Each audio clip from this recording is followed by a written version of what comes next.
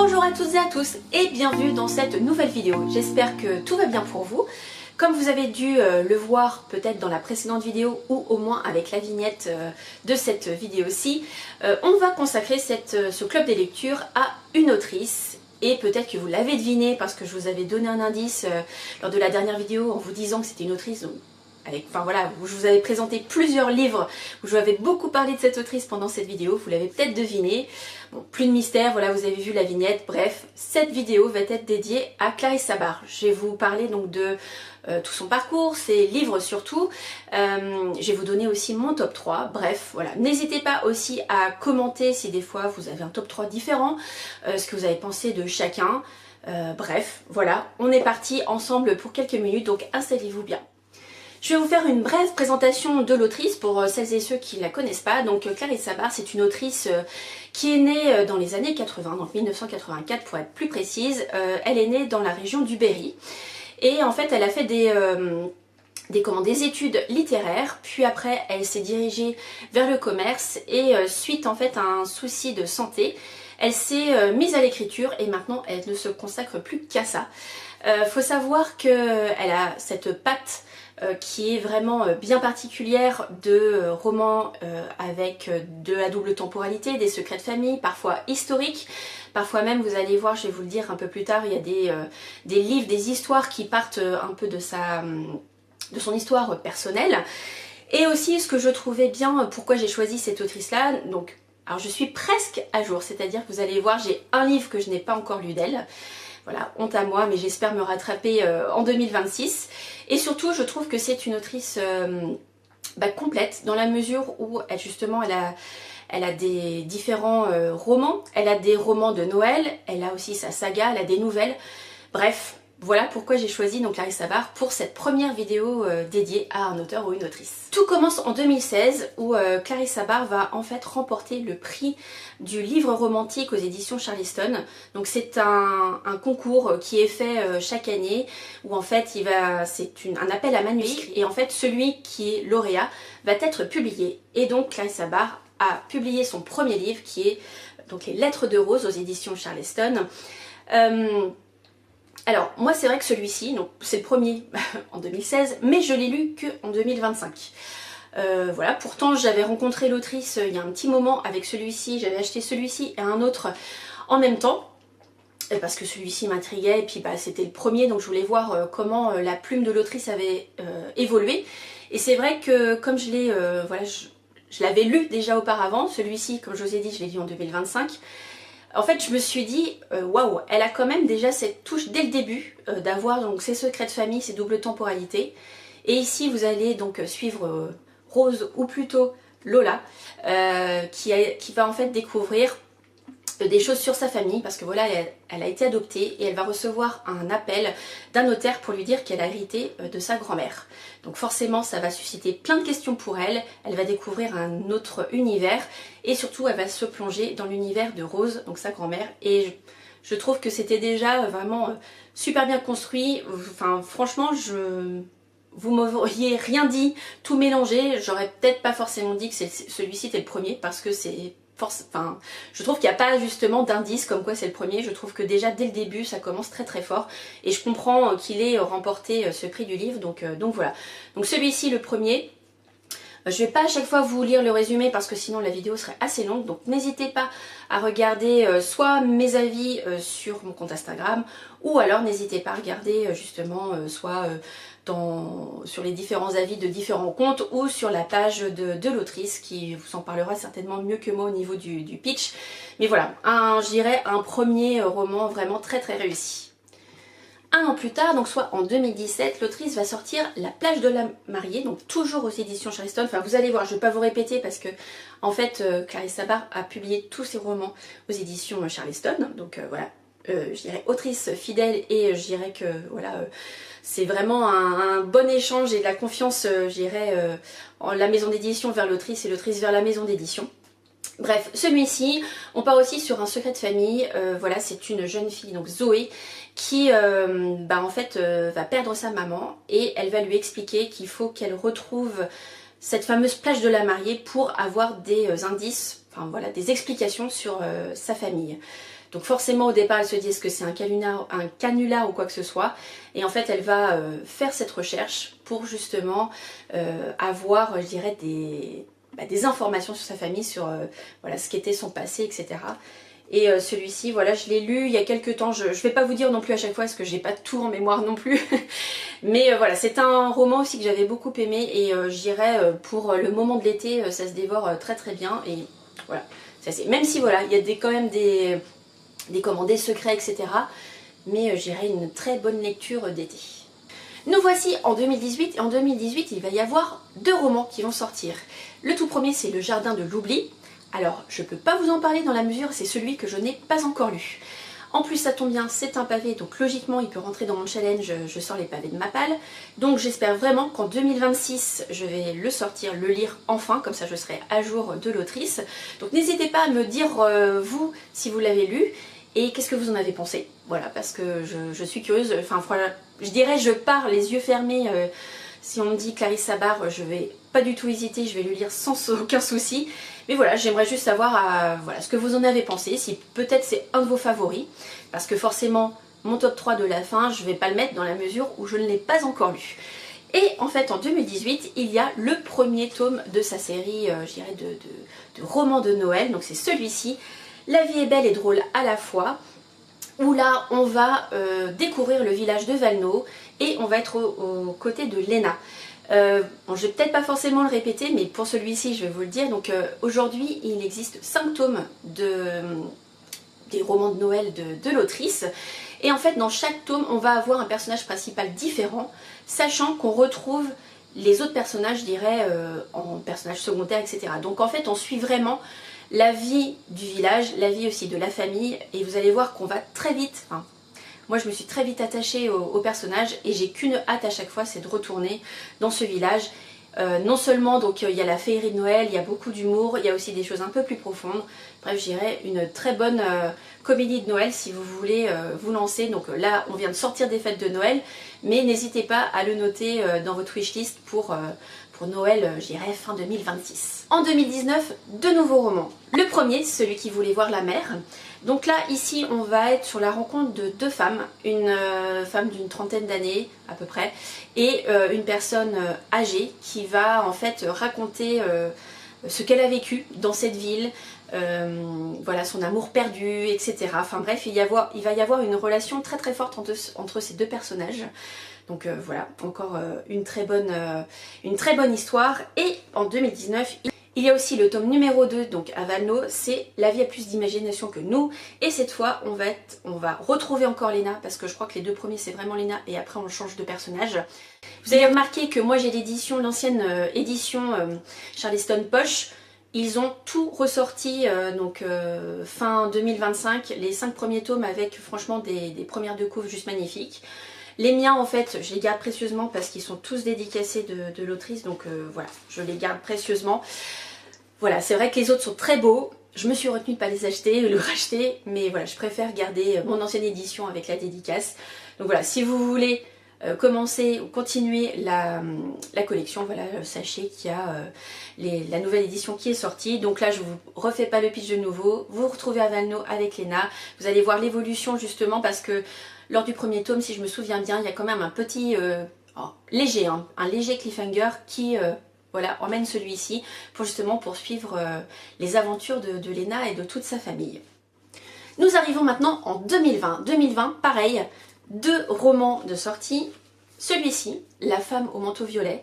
Alors je crois que c'est le premier que j'ai lu. Et franchement, j'ai adoré cette histoire parce que on va avoir, comme d'habitude, double temporalité. Mais on va aussi être à New York, dans les années 30, un peu folle, etc. Et j'ai énormément aimé cette histoire. Je crois que, voilà, comme c'est le premier, ça m'a vraiment donné envie de poursuivre et j'ai adoré. Donc celui-ci, je vous le recommande plus. Vous vous doutez bien, il va apparaître dans le top 3. Mais voilà, je vous en dis pas plus. Mais j'ai beaucoup aimé et surtout, vous allez voir, il y a un prochain roman qui va être lié avec celui-ci. Donc ici, je vais pas... Est-ce que... Allez, je vais vous lire le résumé de celui-ci parce que, voilà, j'aime beaucoup. Depuis qu'il a appris pour son anévrisme, Joe vit avec cette épée de Damoclès au-dessus de la tête. Opéré, pas opéré. Avant de faire ce choix, la jeune femme se réfugie chez son grand-père Victor, ancien champion de boxe. Si l'avenir reste incertain, son passé n'en est pas moins mystérieux. Un pendentif que possède le vieil homme la met sur la trace d'un visage, d'un prénom, d'un secret. Du Devonshire au New York des années 30 commence alors un périple intime parmi les airs de jazz, les flûtes de champagne et les gangsters de la prohibition. Et tout au bout de cette énigme, la femme au manteau violet. Voilà, il n'y a rien de plus à dire. Et est sorti également cette année-là le 3e tome des aventures à Valenod et nous danserons sous les flocons. Et cette fois, on va être avec Valentine. Je sais pas s'il faut vraiment que je vous donne le personnage parce que j'ai pas envie de vous spoiler. Bref, un autre personnage va prendre la vedette cette fois-ci pour ce tome numéro 3. En 2021 est sorti À la lumière de nos jours, que j'ai également lu en 2025. Alors voilà, belle brique. Je l'ai au format, cette fois-ci au format broché, parce que l'autrice était venue pas loin de chez moi et c'est justement la fois où j'ai acheté Les Lettres de Rose et celui-ci. Parce que voilà, c'était la première fois que je la rencontrais et j'avais tellement envie, elle a vraiment bien pitché tous ses livres. Celui-ci je voulais absolument parce que c'était le dernier sorti, et puis Les Lettres de Rose c'était le tout premier qu'elle avait écrit, donc voilà pourquoi je les avais achetés en même temps. Et j'ai mis un petit peu de temps, vous voyez, à le lire. Alors la dédicace date de quand? 2021, je l'ai lu en 2025. Bon voilà. Je vous avais dit que je voulais me mettre à jour. Bon bah presque. Et donc celui-ci, il va y avoir toujours des secrets de famille et surtout autour de gourmandises, autour de voilà, de concours de pâtisserie, etc. Bref, celui-ci, je l'ai vraiment beaucoup aimé. Alors c'est vrai que des fois, ils peuvent faire un petit peu peur parce qu'ils sont très gros. Alors tous les romans de Clarisse Savard, sauf les comédies de Noël, sont un petit peu plus petites. C'est vrai que tous les romans sinon sont assez volumineux, mais vous n'allez pas franchement vous rendre compte du nombre de pages tellement vous allez vouloir en fait en savoir plus tout simplement. Et c'est vrai que des fois comme on alterne, alors pas toujours, des fois il y a plusieurs chapitres qui sont dans le présent ou dans le passé et inversement, mais si vous allez vouloir en savoir plus, et dès qu'on retombe dans, par exemple, soit dans le passé soit dans le présent, on n'a qu'une envie, c'est d'avoir la suite, etc. Donc voilà, n'ayez pas peur, voilà, du nombre de pages, franchement ça se dévore tout simplement, et celui-ci ne déroge pas à la règle, donc à la lumière de nos jours. En 2022, nous voici de nouveau avec 2 romans sortis. Donc tout d'abord le 4e tome de Valenod, donc c'est Sous un ciel étoilé. À partir de cette année-là, l'autrice va dire que voilà, c'est quand même assez difficile d'avoir 2 romans chaque année. Donc à partir de ce moment-là, elle va se dire que tous les 2 ans, il va y avoir un nouveau tome. Donc voilà. Et le 2e livre qui est sorti également en 2022, c'est celui-ci, c'est Le souffle des rêves, que j'ai aussi beaucoup aimé. Alors pour diverses raisons, déjà il se passe en Irlande, il y a également toujours des histoires de famille, et surtout lisez bien La femme au manteau violet avant, parce que ici il va y avoir un lien. C'est pas une suite, mais il va y avoir un détail dans celui-ci qui va vous faire un rappel de La femme au manteau violet. Donc voilà, c'est pour ça aussi que j'ai beaucoup aimé celui-ci. La couverture donne aussi bien envie d'en découvrir plus. Donc là on va être à New York en 1987, mais on va aussi faire un bond en Irlande, vous allez voir. Donc encore un très bon roman, et celui-ci aussi j'ai beaucoup aimé. Nous voici en 2023, et comme je vous ai dit tout à l'heure, cette année-là, un seul roman sorti, c'est celui-ci, Un air d'éternité, où là l'autrice va mettre des choses un peu personnelles, parce qu'elle a, en vrai, hein, elle a retrouvé en fait dans les affaires de sa grand-mère des choses, des indices, des lettres, des objets, et en fait qui lui ont inspiré cette histoire. Donc là encore, vous allez avoir une histoire de famille, et là vous allez être dans la région natale de l'autrice, donc dans le Berry, à Châtillon-sur-Indre pour être plus précis, et là vous allez voir des sentiments dans une famille avec un père, sa mère, une fille, etc. Vous allez voir des liens très forts qui, je dirais, se sont faits et défaits tout au long d'une période. Et voilà, toujours très important au niveau des sentiments aussi. C'est ça aussi, je dirais, on a toujours des secrets de famille et on a aussi beaucoup de sentiments qui sont dedans. Et moi, je suis à chaque fois touchée. Donc voilà pour l'année 2023. 2024, de nouveau, 2 romans de sortie dans cette même année. Le tome numéro 5, donc La douce magie de Noël. Toujours à Valenod. Comme je vous ai dit, c'est toujours un plaisir franchement de retourner dans ce village. Moi j'ai l'impression de retourner dans ma famille, vraiment c'est bien cosy. Et voilà, toujours de l'humour, toujours le suivi des personnages, enfin voilà. Surtout si vous cherchez une comédie de Noël, vous l'avez trouvée. Voilà, c'est celle-ci. Et cette même année est sorti le premier tome de la saga du secret des Agapantes, où là on va avoir donc Flora et Joséphine. Donc là ici on va vraiment faire connaissance de Flora. Donc Flora elle est aux États-Unis et malheureusement il va lui arriver quelque chose, on va dire personnellement, et elle va décider de, pas de s'enfuir, mais suite à l'envoi d'une lettre, elle va décider de retourner dans je dirais dans la région de sa famille, donc en Normandie, où il y a une maison familiale donc, qui se nomme les Agapantes. Et quand elle va arriver donc dans cette maison familiale, elle va recevoir peu de temps après un carton avec diverses choses à l'intérieur, dont, alors je sais plus si c'est un manuscrit ou des lettres, bref, quelque chose qu'a laissé sa grand-mère. Et donc elle va se dire, je vais vouloir en savoir plus. Et il faut savoir que donc cette saga, est écrit en fait en 3 tomes. Pourquoi? Parce qu'il va y avoir 3 sœurs, donc Joséphine, Hortense et Juliette. Et à chaque fois il va y avoir, je dirais, la petite fille associée, donc 3 cousines qui vont en fait hériter de cette demeure et qui vont découvrir en fait le secret de justement cette maison de famille. Donc là encore, toujours des doubles temporalités, etc. Mais là, ce qui est fort, c'est qu'on va avoir 3 tomes. Et l'autrice a dit que c'était voilà, une personne dans son entourage qui lui avait suggéré l'idée.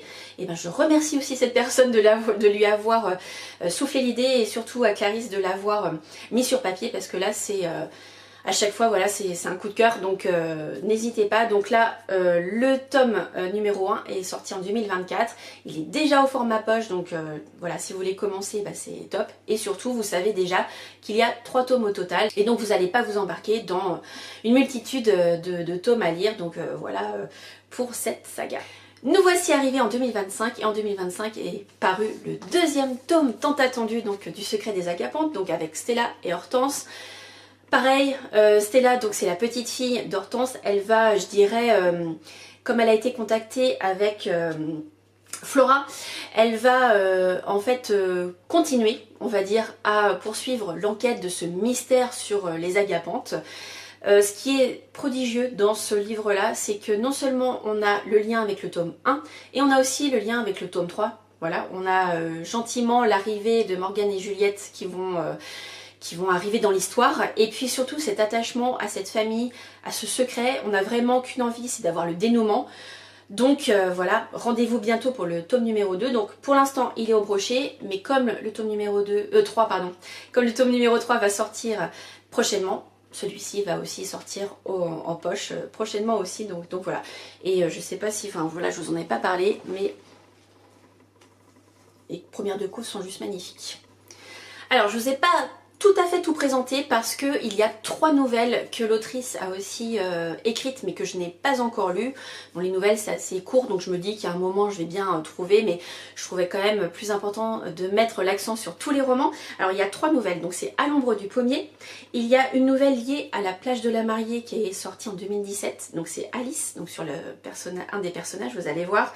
Et il y a également une autre nouvelle qui est sortie, qui se nomme Lola, donc liée avec son tout premier roman les lettres de Rose. Donc voilà, là je vous ai parlé de tout, et surtout je peux d'ores et déjà vous annoncer que en 2026 il va y avoir 2 romans qui vont sortir. Vous l'avez compris, le tome numéro 3 du secret des Agapantes, donc avec Morgane et Juliette. On va avoir le dénouement de cette saga familiale, et franchement j'ai hâte. Et la date a déjà été dévoilée, c'est le 2 avril, donc soyez au rendez-vous. Moi je sais que c'est un roman que je vais acheter. Alors est-ce que je vais avoir la patience d'attendre début mai pour le salon du printemps du livre de Montaigu? On va voir, sauf si elle fait une dédicace, je dirais pas loin de chez moi avant, peut-être que j'irai la voir dès sa sortie, parce que franchement il me tente plus. Et normalement, alors pour l'instant il n'y a pas encore de date dévoilée, et je ne sais pas encore voilà si, mais je pense qu'il est dans les tuyaux, hein, le tome numéro 6 de ces romans de Noël. Donc à Valno, on va voir qui va être à l'honneur. Voilà, j'espère en tout cas qu'il y aura bien ces 2-là. Normalement, c'est ce qui est annoncé. Après, voilà. Si toutefois je me trompe, ce sera vraiment que moi, hein, voilà, je n'ai personne à embarquer, mais en tout cas c'est sûr, pour le tome numéro 3 du secret des Agapantes, c'est le 2 avril, et pour peut-être le tome numéro 6 des aventures à Valno, voilà, j'espère d'ici octobre, on verra. Enfin bref, de toute façon je vous en reparlerai dans une prochaine vidéo dès que j'ai plus d'informations, parce que là pour l'instant c'est vraiment une hypothèse de ma part. Donc voilà, donc je dirais que vous avez tout maintenant, tout l'ensemble de l'œuvre de Clarisse. Donc 2026 c'est son 16e roman qui va sortir quand même. Moi je dis bravo en 10 ans, parce que Les Lettres de Rose a fêté ses 10 ans donc l'année dernière. Je trouve ça juste chouette, donc j'ai hâte de lire les prochains romans et surtout hâte de revoir l'autrice, parce que vous l'avez vu en vignette. J'ai eu l'occasion de la voir plusieurs fois et c'est toujours un plaisir. C'est une personne très avenante, très agréable, qui pitche ses romans magnifiquement, qui donne envie de tout lire. Donc voilà, n'hésitez pas, si des fois vous avez besoin de conseils, soit aller voir l'autrice directement, ou sinon je peux peut-être vous aider pour vous donner donc quelques indices avec lequel commencer. Mais en tout cas voilà, j'irai prendre un roman de Clarisse Sabart, voilà, c'est une valeur sûre. Donc voilà, il n'y a plus qu'à. Alors maintenant vous vous demandez quel est mon top 3. Alors peut-être que vous avez deviné, parce que quand je vous ai présenté, je donnais quand même un petit peu d'indices. On va dire en 3e position. Alors c'est vraiment pour choisir un classement. Voilà. Mais bon, je dirais que les 3, vous pouvez y aller les yeux fermés. Donc en 3e position, j'ai mis À la lumière de nos jours. Donc comme je vous disais, je vais peut-être vous lire. Donc on se retrouve en 2013. Après de longues années d'absence, Julia débarque dans sa famille paternelle en plein cœur de la Touraine. Fraîchement renvoyée du célèbre concours de pâtisserie pour lequel elle travaillait, dévastée par le récent décès de sa mère, la jeune femme est complètement perdue. Mais les dernières volontés de sa mère sont claires. Julia doit renouer avec son père, retrouver ses proches et partir en quête de son héritage. Accueillie à bras ouverts par sa grand-mère Suzette, qui rêve de la voir reprendre la pâtisserie familiale, la jeune femme se retrouve rapidement plongée au cœur de l'histoire des 3 générations de femmes qui l'ont précédée.